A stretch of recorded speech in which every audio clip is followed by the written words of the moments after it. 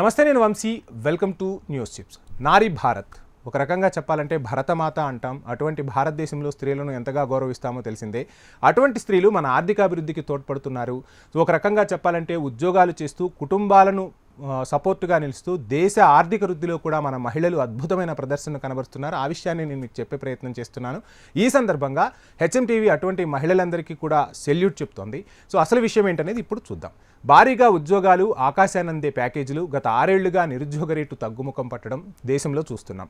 శ్రామిక శక్తిలో విద్యావంతులైన మహిళల సంఖ్య పెరగడం వెనుక దేశంలో ఆర్థిక కార్యకలాపాల్లో మహిళలు పెద్ద సంఖ్యలో పాల్గొనడం దేశ ఆర్థికాభివృద్ధికి ఎంతో కీలకమని మంత్రిత్వ శాఖలు చెబుతున్నాయి. ఉపాధి వర్గాలలో మహిళల ఆదాయం స్థిరమైన పెరుగుదలను కూడా నమోదు చేసుకుంటుందట. భారతదేశంలో మహిళల సంపాదన పెరిగిపోయింది.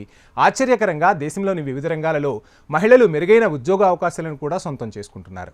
ఇది మేం చెబుతున్న మాటలు కాదు. కేంద్ర గణాంకాల మంత్రిత్వ శాఖ ఇటీవల ఓ నివేదికలో తెలిపింది. గత 6 సంవత్సరాల కాలంలో అనేక రంగాలలో వివిధ రకాల ఉద్యోగాలలో మన మహిళా శ్రామిక శక్తి పెరిగిందని వెల్లడించింది. ఇందులో ప్రైవేట్, ప్రభుత్వ రంగాలు కూడా ఉన్నాయంటే ఆశ్చర్యం చెందాల్సిన అవసరం లేదు. దీంతో పాటుగా గ్రామీణ ప్రాంతాల్లోనూ శ్రామిక మహిళల జనాభా పెరిగిందని మంత్రిత్వ శాఖ నివేదికలో తెలిపింది. గ్రామాల్లో ఆర్థిక కార్యకలాపాల్లో మహిళలు ఎక్కువగా పాల్గొనడమే దీనికి కారణమని చెబుతున్నారు. ఈ మేరకు పీరియాడిక్ లేబర్ ఫోర్స్ సర్వే గత 6 ఏళ్లలో భారతీయ జాబ్ మార్కెట్ గణాంకాలను విడుదల చేసింది. గత 6 ఏళ్లుగా నిరుద్యోగ రేటు తగ్గుముఖం పట్టడం, శ్రామిక శక్తిలో విద్యావంతులైన మహిళల సంఖ్య పెరగడం వెనుక దేశంలో ఆర్థిక కార్యకలాపాల్లో మహిళలు పెద్ద సంఖ్యలో పాల్గొంటున్నారని తెలిపింది.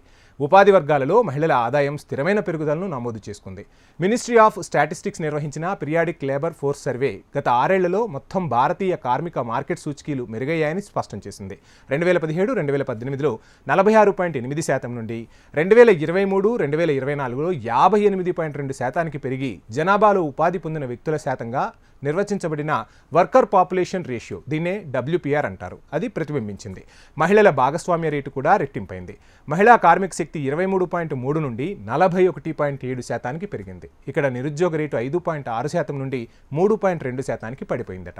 మొత్తం మీద భారతదేశ కార్మిక మార్కెట్ సూచీలు గత 6 ఏళ్లలో మెరుగయ్యాయని ఈ నివేదిక తేటతెల్లం చేస్తుంది. ద్వైవార్షిక లేబర్ ఫోర్స్ సర్వేను కేంద్ర గణాంకాల మంత్రిత్వ శాఖ నిర్వహించింది. ఈ నివేదిక కార్మిక జనాభా రేటును ప్రతిబింబిస్తుంది.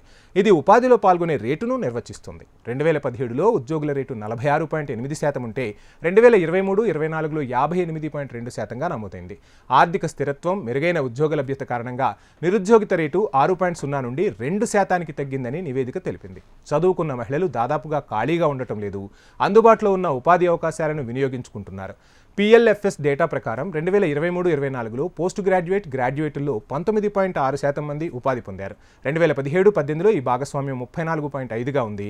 ఇదిలా ఉండగా ఉన్నత పాఠశాల విద్యతో ఉన్న మహిళల ఉపాధి రేటు 2017-2018లో 11.4%గా, 2023-2024లో 23.9%గా ఉంది.